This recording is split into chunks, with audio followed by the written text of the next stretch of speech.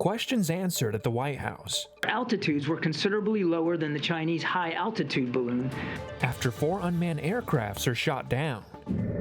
Governor DeSantis weighing in. Conservatives would say, there's a liberal bias in these outlets. On a Supreme Court case about press freedom. And it's the sweetest part of Valentine's Day. These stories and more coming up on Newsbreak.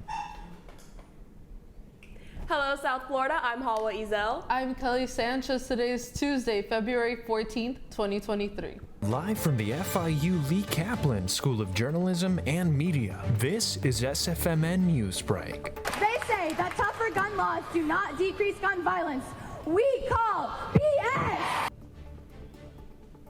It's been 5 years to the day since the tragedy at Marjory Stoneman Douglas, and now officials are dealing with the death on a different campus, Michigan State University.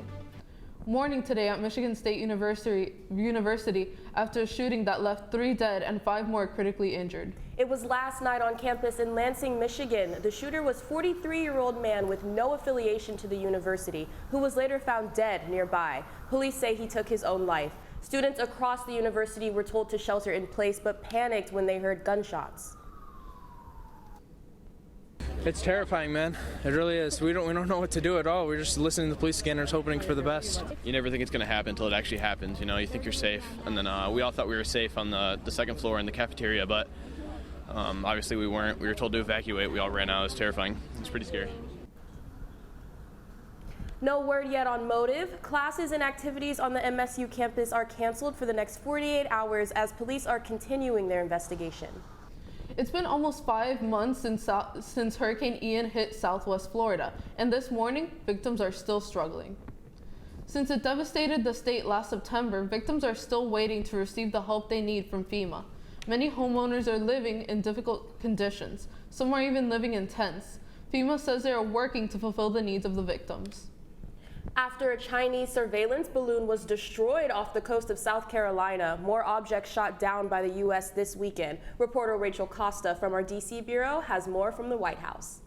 After shooting down 3 more unidentified objects in North America since the Chinese balloon, the Biden administration held a press conference to address people's concerns. Altitudes were considerably lower than the Chinese high-altitude balloon and did pose a threat to civilian commercial air traffic. And while we have no specific reason to suspect that they were conducting surveillance of any kind, we couldn't rule that out. The U.S. forces shot down 3 objects over the weekend, one over Alaska on Friday, another in Canada near the U.S. border on Saturday, and one in Michigan on Sunday. Canada is recovering the Saturday shoot-down and analyzing the wreckage. In light of the Chinese balloon program and this recent incursion into our airspace, the United States and Canada, through NORAD, have been more closely scrutinizing that airspace, including enhancing our radar capabilities, which, as the commander of NORTHCOM and NORAD, General Van Herk, said just last night, may at least partially explain the increase in the objects that have been detected. During the briefing, White House Press Secretary Karine Jean-Pierre also denied the ongoing rumors and said there's no indication that these objects could be extraterrestrial activities. Kirby confirmed that there's no U.S. surveillance objects in China's airspace, but that China does have a high-altitude balloon program connected to the Chinese military for intelligence collection. For the South Florida Media Network from Washington, D.C., I'm Rachel Costa. This morning, Florida Governor Ron DeSantis finds himself at the center of a heated discussion over freedom of the press. Last week, the governor held a panel discussion on media and defamation, attacking a 1964 Supreme Court case that empowered journalists.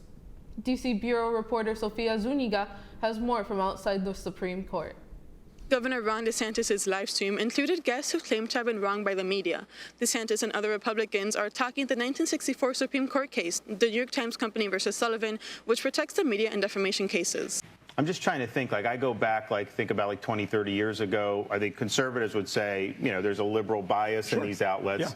Yeah. You pursue the narrative, you're trying to advance the agenda, trying to get the clicks, and the fact-checking, the contrary facts, all that has kind of fallen by the wayside. DeSantis said the press uses New York Times versus Sullivan to smear public officials through anonymous sources and wants to make it easier to sue the media.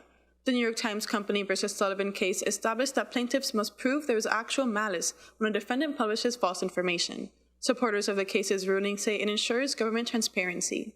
It's really an attack on the press.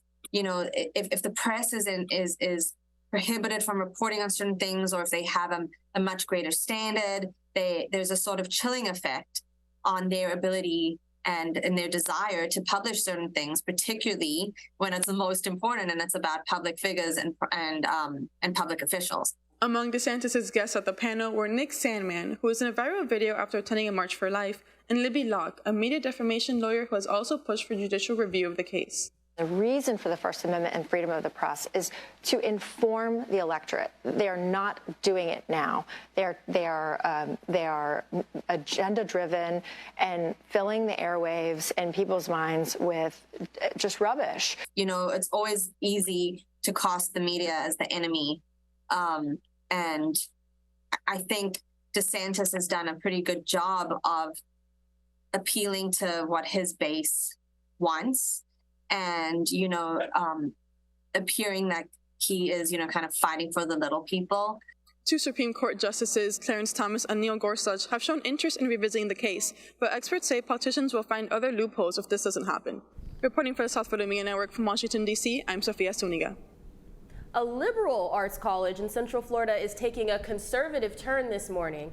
Former Florida Education Commissioner Richard Corcoran has a new job as the interim president of the new College of Florida, which is near Tampa.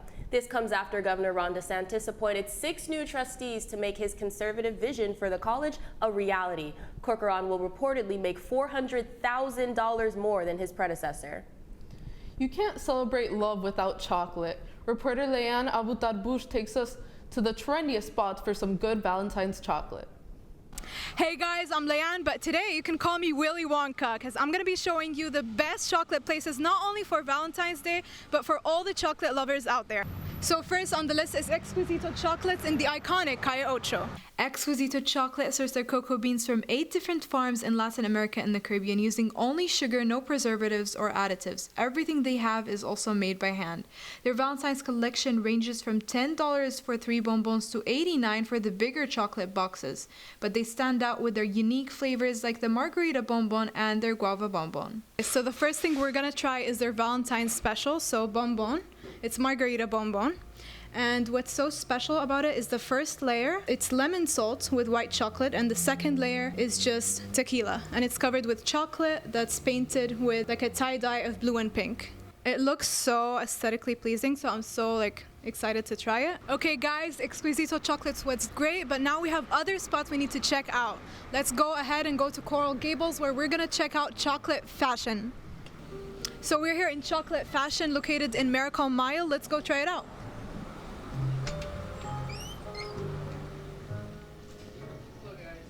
Hello. Chocolate Fashion is an artisanal bakery known for its chocolatey desserts, truffles, and macaroons. It was opened in 2004 by a French couple, and now it's one of South Florida's go-to spots for house-style French desserts. Okay guys, although we didn't get to try anything, I know it's delicious and we had a great time, but now we gotta move to the next spot. Let's go to Beauchour. Okay guys, so we're here in Beauchour. So this place was opened in 2020 by the award-winning chef Antonio Beauchour. I'm very excited, so let's go ahead and try it. Okay, so tell us what you have for the Valentine's special. What's your most popular now? So for Valentine's Day, the most popular is going to be our guava and cheese pastelito petit gâteau. It's this one right here. It says love. We also have the rose over here. It is a lychee tart with vanilla ganache on top. And yeah, that's pretty much all that we have for Valentine's Day. We really saved the best for last. I mean, this was absolutely amazing. These were the hottest spots for Valentine's Day this year, but if you missed it, you can always come next year. I'm Leanne Abu-Tarbush reporting for the South Florida Media Network. The Panthers take the ice in Minnesota, hoping to move up the playoff standing. That's still ahead, and so is this story. 26 to 18, and rebound. Jimmy Butler drives in and scores. In the corner for Jimmy. The Heat took on the #1 team in the Western Conference. Newsbreak will be back in 2 minutes. If a natural disaster shows up at your doorstep, you can't just turn it away. That's why it's important to prepare for emergencies before they show up. Go to ready.gov/plan to find the tools and tips you need. And make a plan today. Jordan knows he shouldn't eat this entire bowl of nachos, but tonight he's earned that right because a few hours ago in the middle of happy hour, he recognized a sign. Not from the gods or a bolt of lightning, but from a double heart, a kissy face, and a fourth ha in ha ha ha. That's when Jordan knew he was buzzed. So when it was time to go, he got a ride home instead of driving. Be a legend like Jordan. Recognize your buzzed warning signs and get a ride home. Buzz driving is drunk driving.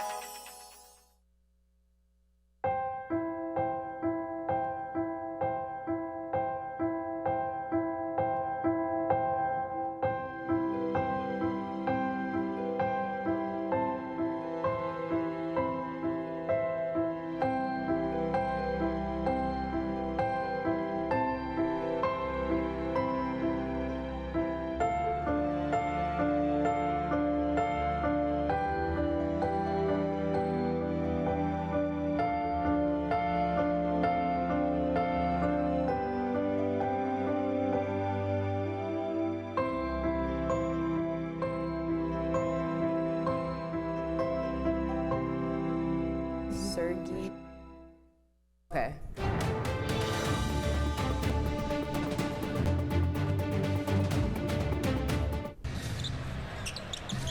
Jokic could throw anybody off The Miami Heat hoping to strike gold as they visited their home by the Denver Nuggets. No Kyle Lowry, no Tyler Hero, but the Heat still looked great for much of the game. Jimmy Butler played well and kept the game close, but Miami eventually fell to a very good Denver team. Final score, Heat 108, Nuggets 112. Up next for the Heat is a road game in Brooklyn tomorrow night. That's all the time we have for Newsbreak. I'm Kelly Sanchez. I'm Hawa Ezel. Get more news anytime at sfmn.fiu.edu.